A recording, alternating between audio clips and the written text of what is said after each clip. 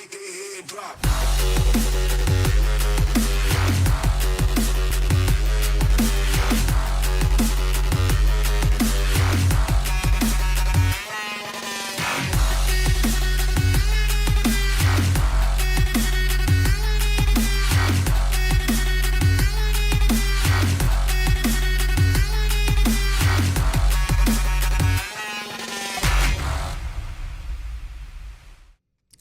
Up next on Inside the SCCA, presented by RaceSchool.com, getting fit for the track.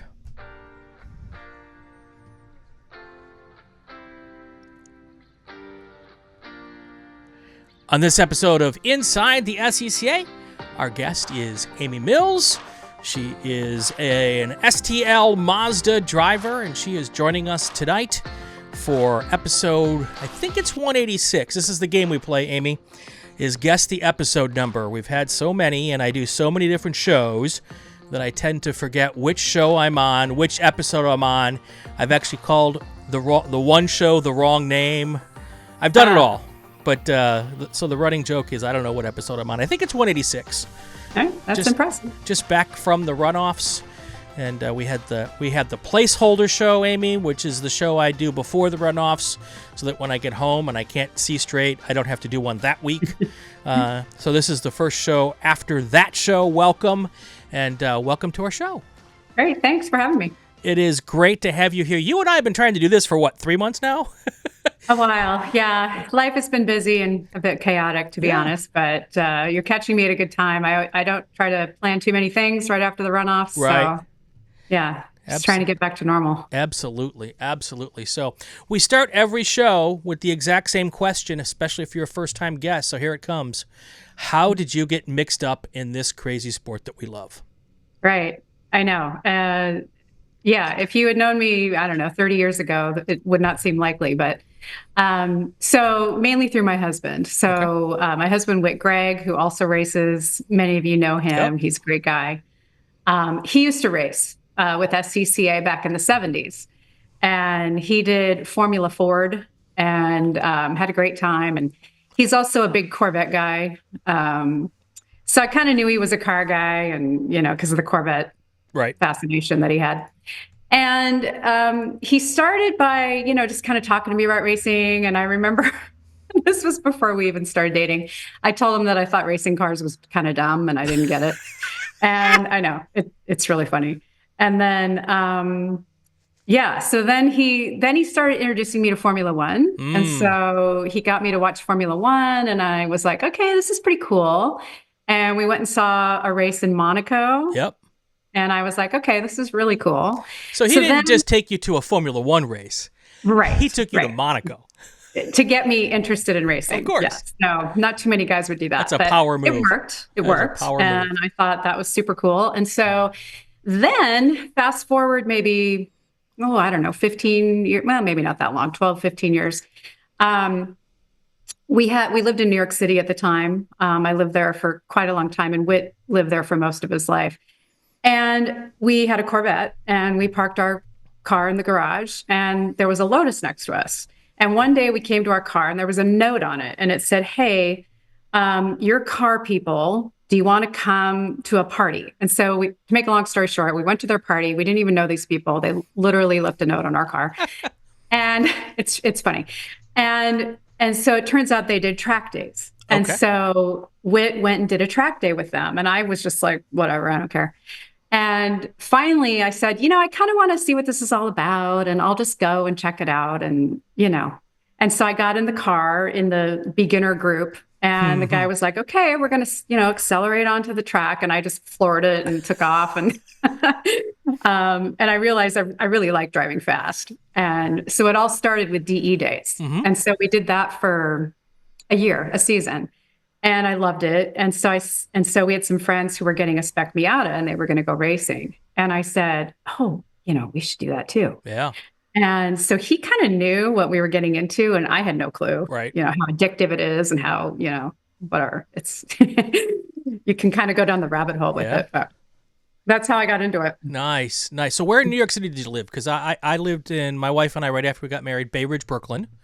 Okay. And then, Yeah, great area. Yeah. And then we went out to Huntington on Long Island because my balcony in Bay Ridge wouldn't allow me to barbecue. Oh, okay. Yeah. So we went out and got a little house that we lived in. Where were you at in New York? So I was on the Upper West Side for 22 years. Wow. Within a couple blocks. I only lived in 2 different buildings. Okay. I think 4 different apartments in 2 different buildings for the whole 22 years. Whit lived all over the place, but for the 22 years that we were, together there, he moved over to the Upper West Side. Nice. Yeah, I started on 86th and Broadway. Yeah. So right. was there for like 6 months because I'd never been to New York City before I went there for my interview. Me either. And so I moved to New York City pretty much sight unseen into an apartment with a friend of mine. My friend was leaving his apartment for another apartment and didn't want to leave his roommate in the lurch, so I was a sublease until we got married 6 months later. I had 6 months to find a place for us to live, and then we ended up in Bay Ridge. So same thing with me. I took a job there. I didn't know anyone. I had never been to New York City. I knew nothing about it, and I was definitely, fish out of water for a while. Right. So track days, Lime Rock, I'm guessing, Pocono. Where were your track days started at? Pocono, the Glen. Oh, okay. Yeah. I'm probably missing. I feel like Pocono and the Glen were the 2 main ones we went to. Pocono's so close to the city. Right. I think it's really, if there's no traffic, it's really only like an hour and a half. So when I got to New York City, I'd already been involved with the club since 86. I moved there in 99. So I was well entrenched in the club at that point in time. Yeah. But I was in a new area, and I didn't have a car at the time because it's New York City. You don't need a car, right?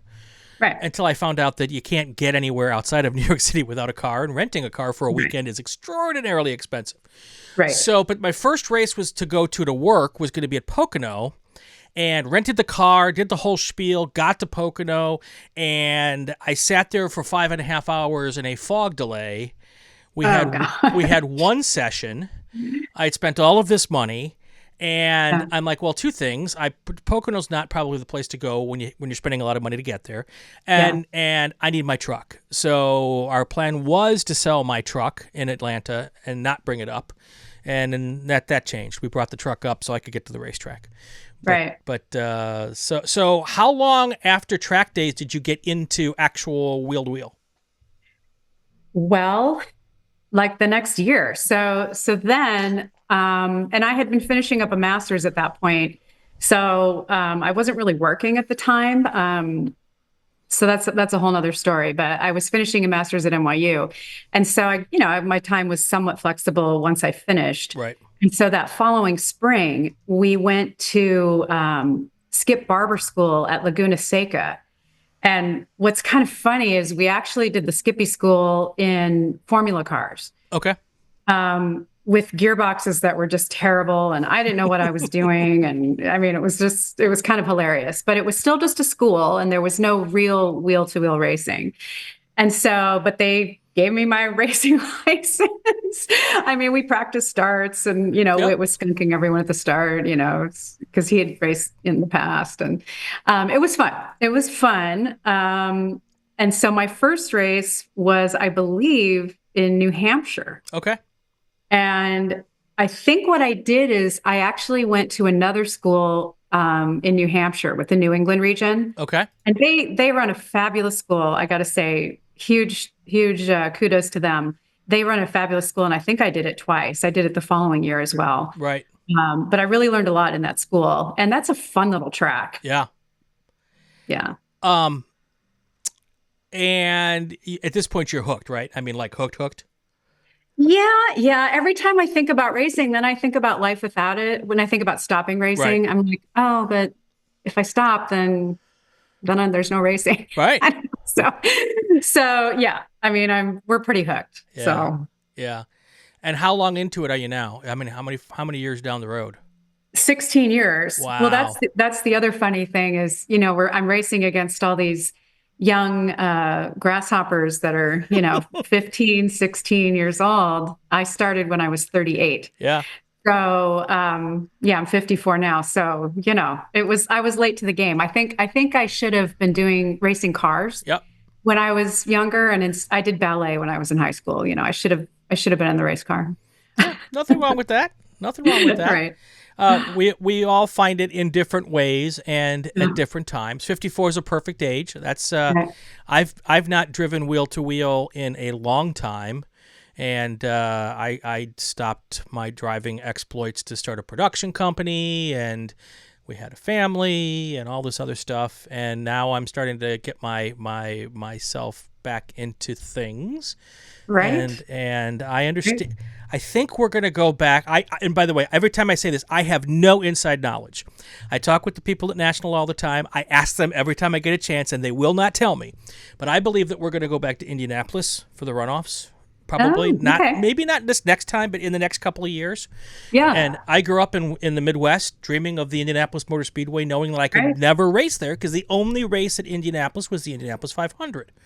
Yeah. Well, now 25 years later, it's all changed, and if we go back to Indy for the runoffs, I don't know how I'm going to do it. I don't know what car I'm going to do it in, but I am going to be there, and I'm going to fulfill. I find that amazing, and I hope to race with you there. Yeah. So I've actually done the runoffs there twice. Okay. And I don't know how many times they've had it there. It's I think only twice. Yep, you've done both. But we specifically went, and it's fun. I mean, I don't have that long history of, being a kid and wanting to do all this. Cause like I told you, I kind of thought racing was dumb until I met my husband. So, but I've been converted. Yeah. And, yeah. So that'll be fun when the time comes. So when did you get to the point? Cause you have people start and the runoffs are not typically a right off the bat kind of thing. And if you started 16 years ago, the path to the runoffs and the thought process on getting into the runoffs was a little bit different. Now people can start and get to in their first year if they do the right stuff. 16 years ago, back in the day when I started, the runoffs were an evolution of your driving talent. Most people didn't try to get there the first year. They'd run 2 or 3 or 4 seasons, go through the regionals, go through the nationals. How far into it did you say we're going to go take a swing at the runoffs? Well, gosh, I should have looked this up beforehand, but I would say at least 3 or 4 years. Right. Yeah, it was not right away. I was not ready for that. And I just did regional racing initially. And then when I did my first, majors, I was like, it's a majors race, and back then you had to have a different license for majors races versus regional. I think this was a while ago. Yep. I don't remember exactly, but and so it took me a while to get comfortable with it. But once you get comfortable with it, it's not a big deal. Yeah. I mean, I still get nervous for the runoffs. Sure, of course, it's a big deal, and on that off chance that you're at the right place at the right time, you can come home with a nice gold medal or any colored medal is actually an accomplishment. Right. So that's pretty amazing. Now 16 years, you are kind of the elder statesperson, not because you're 54, because I am as well, but because you've been doing it for 16 years. And you mentioned how a lot of your competition, especially in the classes that you run, are people wanting to start their careers in racing and make a career out of it, and some people, not all of them, but a lot of young kids. I call them kids. They're adults, most of them. But I do too. But I was trying not to for the podcast. No, that's okay. I call them kids, but a lot of younger drivers with aspirations of IMSA or whatever are the people who you are racing in, because you are racing in STL now. Do you still do some Spec Miata stuff, or is it just pretty much STL? I was doing Spec Miata stuff up until the June sprints. Okay. So yeah, I did do Spec Miata this year, but due to a lot of circumstances, family stuff and whatever life, I just didn't get as much racing in this year. Sure. And I decided I just didn't want to run Spec Miata for the runoffs. I wanted to kind of ease into this. I just wanted to take it easy this year for the runoffs. And so I just decided to run in one class, which I realize that's what most people do. Right. Well, and back in the day, that was what almost everybody did. This idea of double dipping, or Tony Ave, who tries to run in 5 classes, was pretty much unheard of. And then John Heinrich started doing a little bit. Mark Webber started doing a little bit. Now, lots of people are racing in 2 or 3 4 and like Tony Ave 5 classes. And I know it's crazy and cool, but it's also a lot of the runoffs are a lot just for one class. they are. Even though there's only one race, one session a day all week, when you Right. add it all up, it's pretty overwhelming to the whole party atmosphere in the evenings and Right. the what's at stake if you're running towards the front end of the field. It's a lot to take in. It is. And I think that, to be honest, despite all the drama that happened at the track this year, I think I enjoyed the runoffs more this year than other years because I was only running in one class. Sure. And I did take the time to just relax and take it all in and go visit with people and, do all those things. I wasn't constantly having to hop in the car and, stress out about it. So Right. it was really nice. Yeah. So your runoffs this year didn't quite go as you had hoped. No, although they were going quite well until almost the end of the race. Yeah, it was. So it's funny. We were recording one of the shows during STL. Oh, And where my chair was, I could actually see the TV with the race on it, and Greg couldn't. And you'd have to be you'd have to be really, really observant. But I was looking at when you had your moment, and I would look back at it, and I went like this. I kind of did a little jump, and no one at home would know why, or that even might have even noticed. Right. But I went back because I saw you go. Well, tell us what happened first. okay. So I was having a great runoffs. I didn't qualify as well as I had hoped, but I think people say that all the time. I mean, I think, there was a lot of traffic. There was a lot of cautions. Yep. It was hard to get a lot of seat time. So I never really got a great lap. And so, but I was running a great race. I had, my fastest lap time at Road America ever. I was hanging with, I was in 6th place, I think, and hanging with the two guys ahead of me. And so it was all going great. And then until it wasn't. Right. And we had 4 laps to go. I remember that. And I was coming up through 13, I think, just after Canada Corner, coming up the hill around the corner. And as I tracked down, all I knew was something broke on the car, because all of a sudden the car just kind of went clunk, and then it just went and spun. And then I went into the wall on the left-hand side of the track, which luckily is a tire wall. And I was like, well, crap. And so then I hit the wall, and I'm kind of just sitting there, and all of a sudden I must have been like at an angle, and all of a sudden the car just flips over upside down. But slow motion, kind of like. And so it was a little baby roll. It was a baby roll. And so, but I've never been upside down in the car. So that was a first. So I was hanging there, upside down, and you're belted in. Right. And, I didn't want to turn those off. So I'm just hanging there with my arms kind of trying to brace myself. So I'm not I don't know. And I get on the radio and I said, something broke on my car and I'm hanging upside down. Yep. So. And by that time, I'm guessing the people in the pits working your car knew it had happened because they were watching it on TV. Oh, they saw it. Yeah. Oh, they probably knew better than I. In fact, Tim Meek, who is sort of we have one guy in the pit lane, Jared, and then we have another guy, Tim Meek, and he's kind of, anyway, he gets on and he just said, I saw you.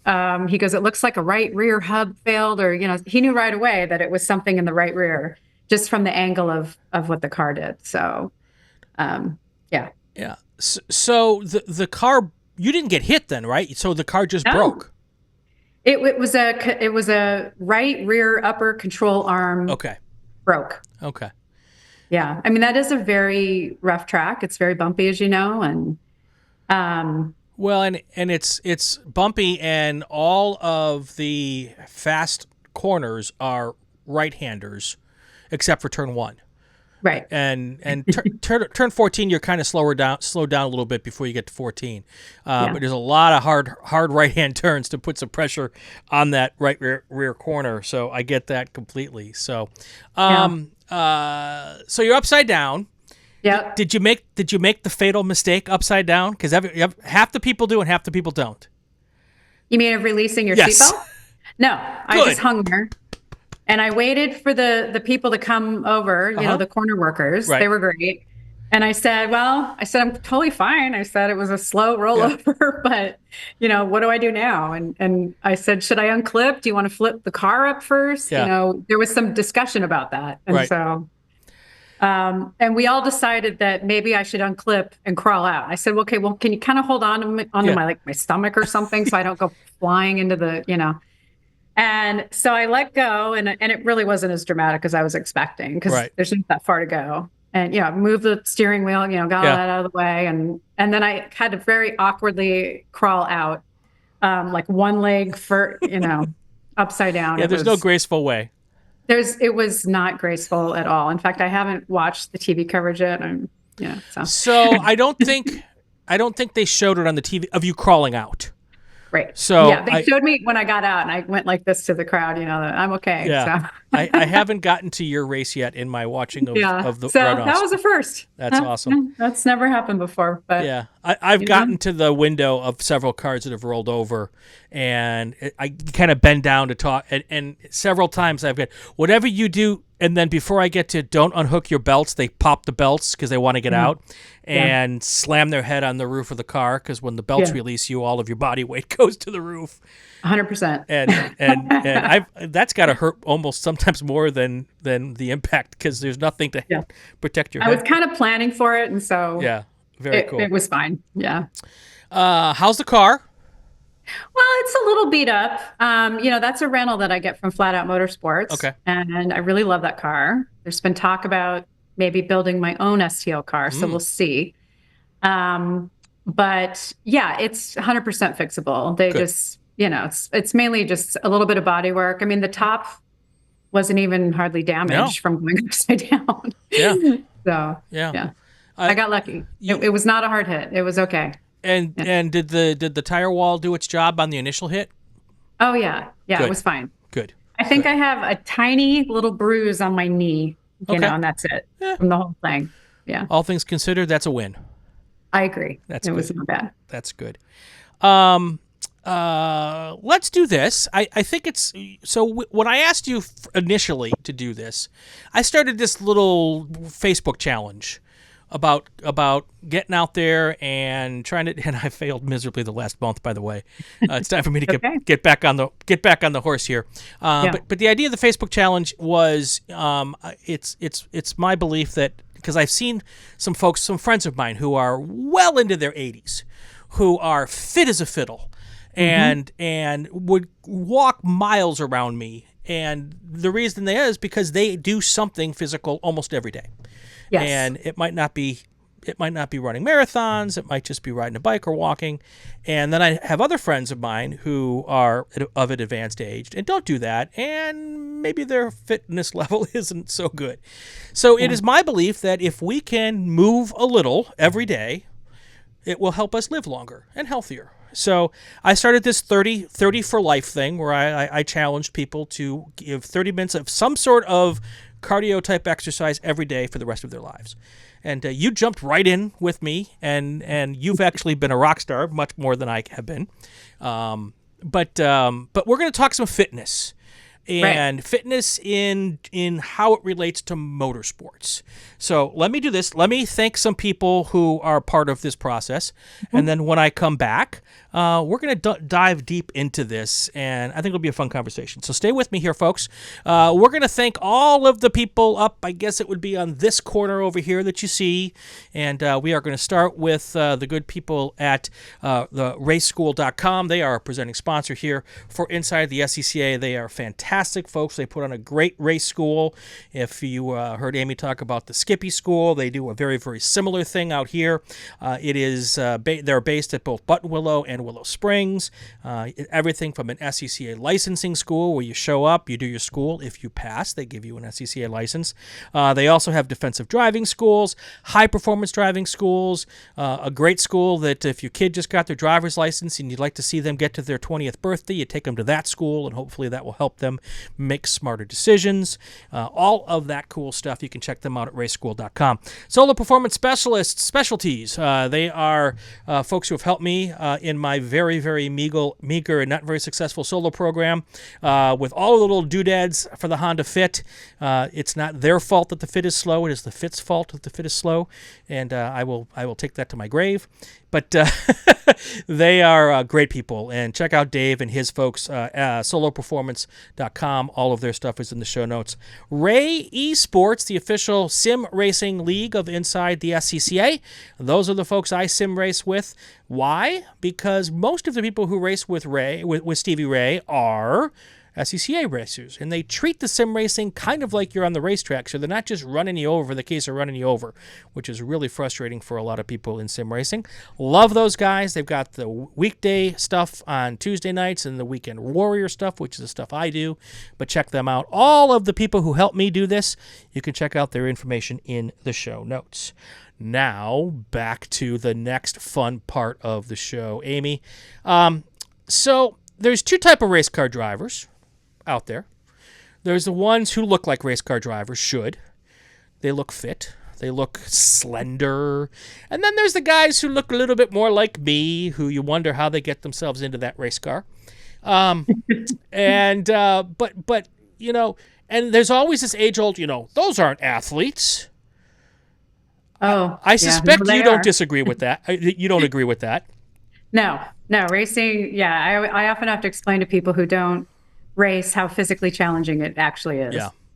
Before we get in, you have a background in physical fitness, which is why we're having this discussion. What is your background?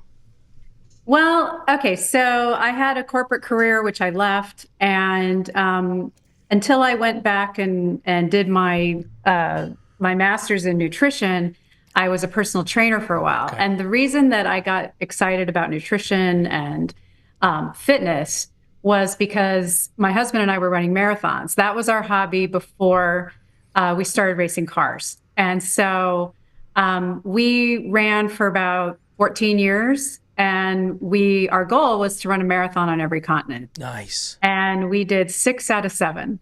Let me guess, Antarctica was the one you haven't done yet. We did do Antarctica. Oh, you did? How was that? It was great. There were penguins. It was awesome. So yeah, kind of muddy. So cool. Yeah, and we had to run up a glacier, but that's a whole nother story. But yeah. And I could go on all day about that. It was epic. But the one continent we did not do was South America. Oh. So we went to South America on our way to Antarctica, but we didn't run a marathon there. Okay. And so the last marathon I ran was in 2012, and Whit had knee problems. He needed knee surgery. He had a torn meniscus, and I had some foot problems. And so maybe I did a little too much running in my life. So we decided to shift gears after that. And I was kind of lost for a while and sad. And then I got into spinning. And so I've done a lot of spinning and cycling to replace that, exercise high you get. And, right. For those people who exercise a lot, you know what it is. And it's hard to give it up once you get into that. And also just to stay fit. Right. So not only was I just very personally excited about fitness and running and other, yoga, other things that I do, but then I kind of geared my career towards wellness and health. Right. After that, I got a master's in nutrition. Nice. From NYU. So, yeah. So there you go. So I had in 2015, I had a gastric surgery.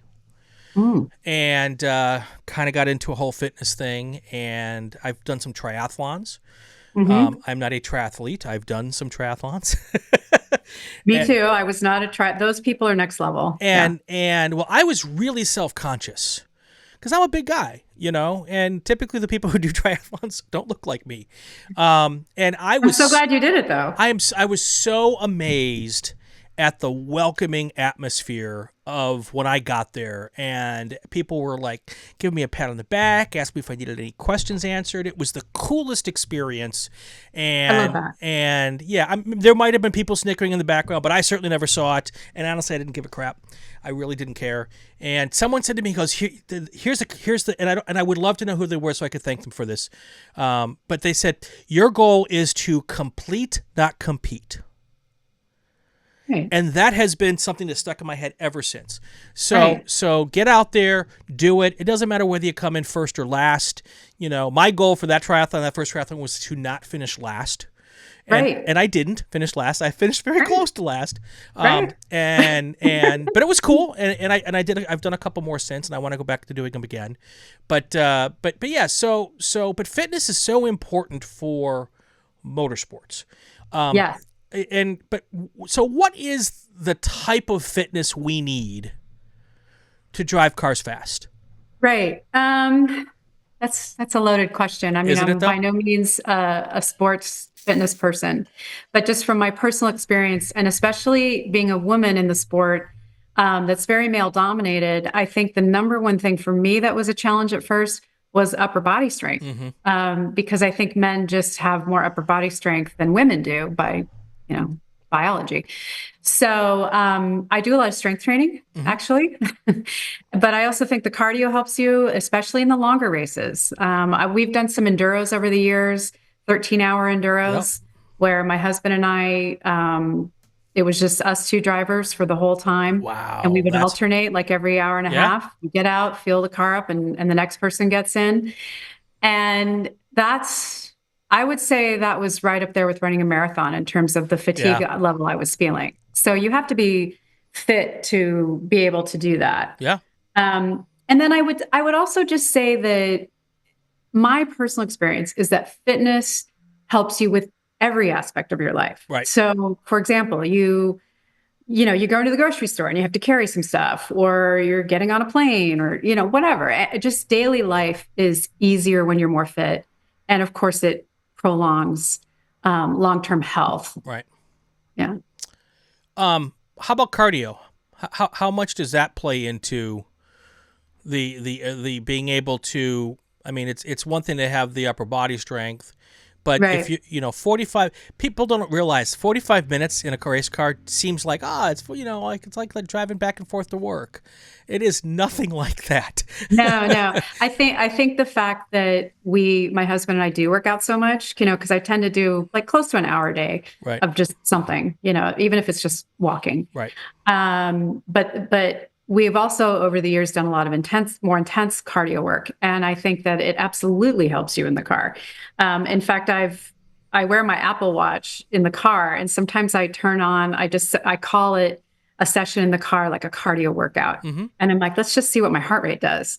And it's up there. I mean, it's like over 150 typically, or at least 140 the entire time, so I would say being cardiovascularly fit is certainly going to help you with the endurance in the car, but it's also going to just help with your body's ability to deal with all of the stresses that are happening to your body, like the heat and the humidity and the G-forces, all of that stuff. I just think being fit helps deal with all of that.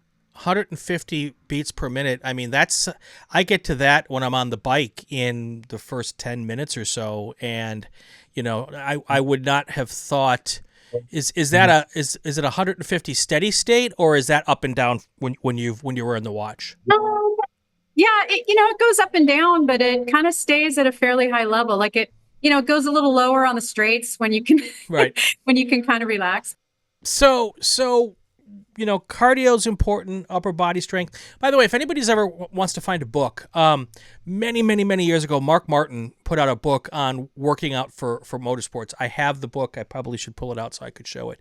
But if you could find an old copy of that book, there's some really cool things there. And the biggest one I remember, because I still do it to this day, is picking up a plate, like a 35-pound plate, and treating it like it's a steering wheel at full extension for as long as you can do it until failure. And that is, the next morning my shoulders scream, by the way. Absolutely. But and I do something similar, except I just use like smaller weights. Right. But the whole thing is endurance strength in your shoulders. Yep. Yeah, and sometimes I'll sit in front of Formula One and just sit on the couch and find something just to do this for as long as I can, while I'm out there, and it just keeps building and building and building. Hand strength too. They make those exercise things, and my husband and I both use those as well. Another good one is the bar with the rope and then a weight at the bottom, and you turn the bar and you bring up the weight to the top, and then you slowly let it come back down. And I haven't done that one. Yeah, okay. It helps a lot with your wrist and your forearm strength. Okay. Which I've also found to be helpful. Yeah. So, okay, so maybe that happens every show too. That happens. Most people who know me at the racetrack know I'm kind of a cat person. So. That's good. We've had dogs on the show. We've had cats on the show. What's the cat's name? His name is Pepper. Pepper. Well, that makes sense. It's a black cat. So we made it through most of the podcast without him making an appearance, but here he is. It's fine. It's fine. I think the leaf blower woke him up out there. There you go. There you go. What if you're not starting out, with a decent amount of fitness, like maybe a host of this show might be? What's your recommendations for getting yourself starting down the path with an idea of even doing track days and wanting to have yourself be ready for something like that? I would say the biggest thing is to just get walking. Yeah. And even after, I've had a few crashes in the car, and most recently I broke my collarbone. And I would say 3 days later, when we got home, I was on that treadmill for 15 minutes, and then I went to 20, and then I went to 30. And just getting things moving helps so much. And then as you progress, you can maybe make it a little more intense or a little longer, but the main thing is to just move. Right.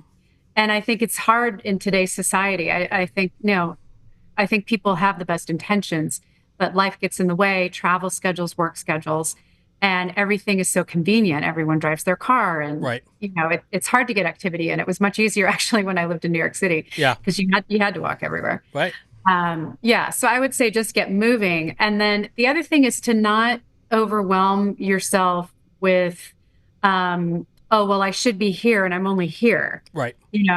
Just start small, right. and don't compare yourself to other people. That's the other thing, is any little bit you can do is better than nothing. Well, and that's why with the 30 for life, I chose the 30. I think that 30 minutes doesn't feel very daunting. No. And it's a time you can squeeze it into your lunch break if you want to do it at work. It's kind of like that perfect time. And if you don't think about it, but if you do 30 minutes a day, 7 days a week, that's 2.5 hours of 2.5. No, that's 3.5. Yeah. That's 3.5 hours of exercise. Right. That you wouldn't necessarily have already had that week. And, that's a lot more than I would say 3.5 hours of exercise every week is probably more than half the people out there. Oh, it's far more than half the people out there. In fact, I think it's something like half of the people in the United States don't meet the current recommendations, which I think is, 30 minutes a day. Right. And the ones that do aren't, I don't know, there's some statistic. They're not. Yeah. Anyway, the bottom line is most people are not moving enough. Yeah. And the other thing is you don't have to do it all at once. Yep. You can, we say 30 minutes and, but there's not that much more benefit to doing it all at once or breaking it up into 2 15-minute walks. Sure. That even makes it easier. Right. You can do one in the morning and one after dinner, whatever. Right. So any little bit helps. Yeah. And I think that's, people get caught up in, oh my gosh, I'm not, a fitness superstar, and I'm intimidated by how these people look at the gym. And that's a real barrier that, I think we need to get through. And I used to be like that. When I first started running, I was not a very fit person at all. I'd never run a mile in my life. Right. So, it can be intimidating. So we need to kind of change perceptions. Right. But yeah, I would say just start with walking. Yep. And then if you get motivated to do something else, great. But if all you ever do is walk, there's literally nothing wrong with that. It's one of the best exercises you can do. I would also suggest, if you don't want to consider weights, which would be maybe the next step, some sort of a resistance training program, right. Stretching a semi-regular stretching routine. Yes. I spent 12 years as an EMT, and so many older folks who I picked up with a hip or a knee or I fell at my house, that just a simple stretching regimen might have prevented A, the fall in the first place, but B, a better outcome with the fall, Yes. and just the idea of, I try every day to get down on the floor and get up off the floor without using a chair or using a couch, and I'm 5'6", 300 plus pounds at age 54. That's not easy for me right now, but I know that if I keep doing it, that will help me someday if I do fall on the floor and can't, I've fallen and I can't get up. I want to be able to get up. Right. There's some truth to that whole use it or lose it. Absolutely. Absolutely. And the flexibility training is key. And I've been, really into yoga like the last, 20 years. And it was perfect because I was doing all this running back then, and I would just get so sore and stiff and injured. And once I started incorporating the yoga, it just really helps with all of that recovery and not getting injured and maintaining range of motion as you age, because we're both 54, right? Yep. So let's pivot a little bit to nutrition. We go to the racetrack, and let's just say there's not always the best choices at the racetrack. There's often adult beverages. There's often, greasy stuff off a grill. And there's usually like snacks that might not necessarily be the best choices of snacks. And when we're at the racetrack, we can run into lots of different things. Weather, it can be anywhere from 40 degrees to 105 degrees at the racetrack. And inside the race car, even on an 80-degree day, the temperatures are 120, 130 degrees. Oh, yeah. So what are your thoughts on race week nutrition, race weekend nutrition? Right. Right. We could probably have a whole podcast just on this. Maybe we will. Just keep it simple. Yeah. Hydration is probably number one, because you're going to get dehydrated in the car, even if it's cold out, because you're wearing, basically a quilt. Yep. And you're working hard, the high heart rate and all that. You're going to be sweating a lot. So not only should you be drinking water, but you should probably add some electrolytes into that. Maybe an electrolyte mix that you put into it, or some coconut water or whatever. Even Gatorade. I'm a huge fan of Gatorade. It's got a lot of sugar and artificial colors in it, but even that, maybe just one instead of people are like, oh, I need to drink Gatorade because I'm sweating so much, and then they'll have like 10, and it's like, well, no, that's way too much sugar. Right. So maybe just one or something. So hydration, I would say, is probably the first thing that people need to worry about, and not worry about, but just keep in mind. No, I think they should worry about it. Yeah, right. Yeah. Then in terms of food, you got to fuel yourself. It's like putting, gas in the car. You got to keep your engine fueled. But there can be a lot of unhealthy options at the track. So what I do, maybe this isn't possible for everyone, I go to the grocery store and I get like whole wheat bread and maybe like turkey or tuna or peanut butter, healthy peanut butter. And I just make myself sandwiches, and that's what I eat at lunch rather than going and getting a hamburger and French fries. Or I might get the hamburger and French fries once because it's yummy and it's fun. Right. But every day, especially at the runoffs for 9 days, no. In fact, I don't think I had a single hamburger at the track. Did you have a bratwurst though? Did you have at least one bratwurst? I buy my own food, and we're lucky because we have like that camper that Flat Out has, and so there's a fridge. But even if I've kept stuff in the cooler before, and that's my fridge, so maybe just a teeny bit of planning goes a long way in terms of feeling good and not getting kind of not sort of damaging yourself and weighing yourself down with too much heavy food. Right. Because the other thing I don't do is I don't eat a big meal and then jump in the car, so I specifically wait until after. I eat kind of lightly ahead of time, and then I eat something afterwards. Right. Yeah. So you've had a couple of wrecks, I'm sure, and not including, or in addition to your situation at the Runoffs. Right. We had a couple of pretty significant shunts at the Runoffs this year, sent some people to the hospital. I think in my experience over 35 years of doing this, I've seen people who have been in those big wrecks. The ones who are more fit tend to have better outcomes in those wrecks. Does that make sense? It does. And I don't know what the statistics are on that, but let's just say the body's ability to heal is going to be easier if you are healthier before it happens. So the outcomes for, say, for example, cancer patients or something, that's going to be better for someone who goes into it healthy as opposed to someone who doesn't. Right. So, yes. I would say absolutely. And in fact, when I broke my collarbone, which snapped in half like a chicken bone, I really didn't need too much pain medication. I just took some Aleve. I tried to really keep it secure when I did my walking on the treadmill, but with good nutrition and taking care of yourself, the body was able to heal pretty quickly. Right. And even for someone who's older, I'm not that old, but 54. Right. So absolutely. I mean, there's just so many pieces of the pie to fitness, and so it's your diet, it's exercise, it's keeping on top of things like high cholesterol and high blood pressure, or maybe diabetes and high blood sugar. Staying on top of all those things and managing them the best way you possibly can, if you do have those things, right, is going to help you with any kind of acute care situation in the hospital. I spent a year and a half as a tech on an orthopedic floor. And I was the a-hole who would walk in an hour and a half after your hip replacement and say, hey, we're going to go for a walk. Time to get up. Time to get out of bed. And it was clear to me in that situation that the folks who were stronger and more fit were, that first walk was easier. Yes. They had the upper body strength to hold them up on the walker easier.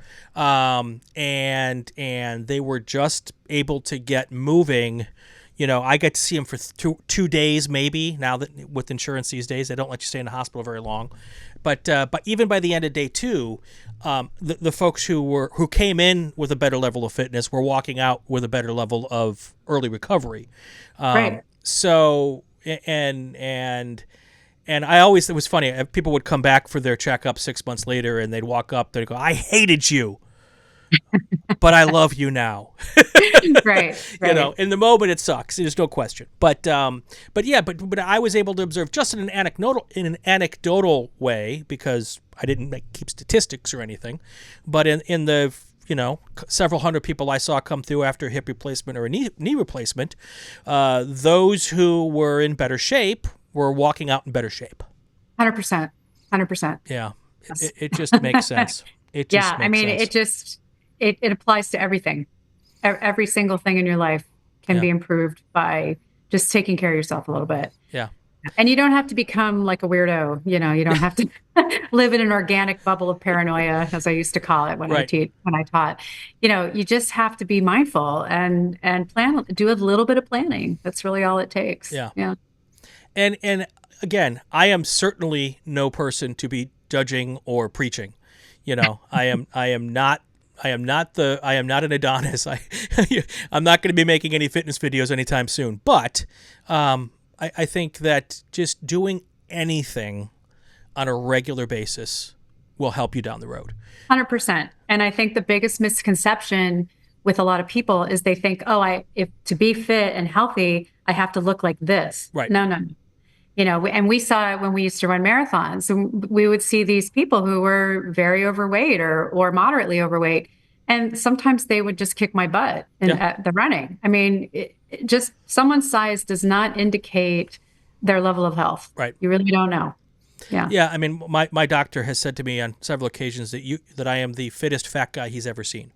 Well, that's great. I'm not quite sure how I should feel about it, but the point is that I do some stuff, could do a whole lot more. I don't eat everything I should.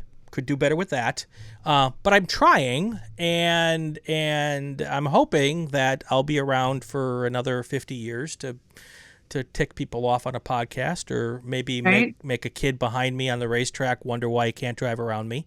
That's kind of the goal, and that's what we're trying to do. So That's 100% the attitude that everyone needs to have. It's not about perfection. It's not about any of that. It's just about doing what you can.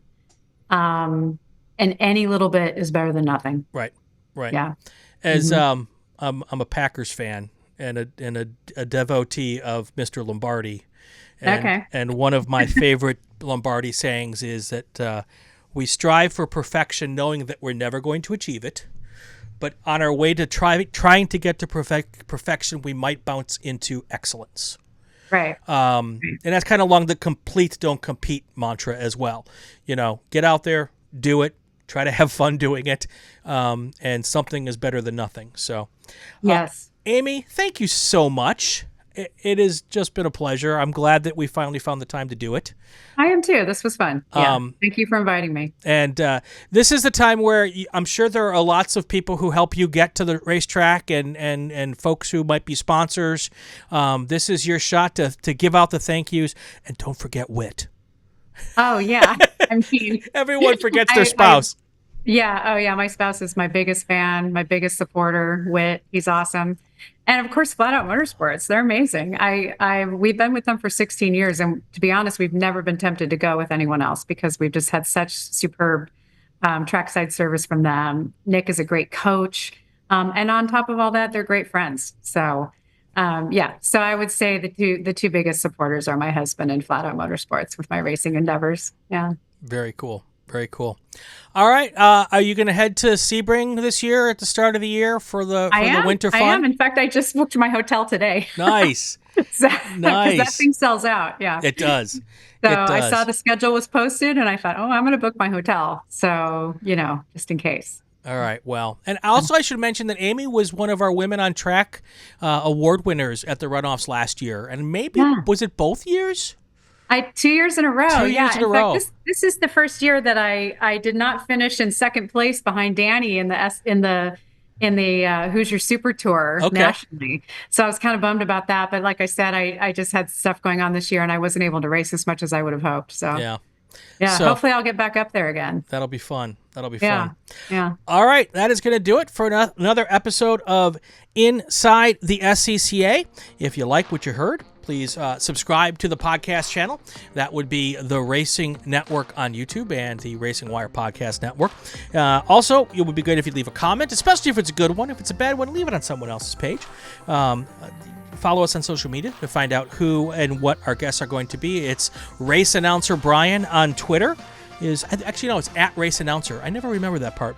It's at Race Announcer on Twitter. We have a new episode of Inside the SCCA every Wednesday. You guys have yourself a fantastic weekend. Stay safe and go play with cars. I'm Abby Shear, and when I'm on my way to an autocross, I listen to the Inside the SCCA podcast. Inside the SCCA is a presentation of the RacingWire Podcast Network and Rural 15 Productions. This podcast is not affiliated with, endorsed, or sponsored by the Sports Car Club of America. The views expressed within are those of the host and our guests, and not that of the SCCA.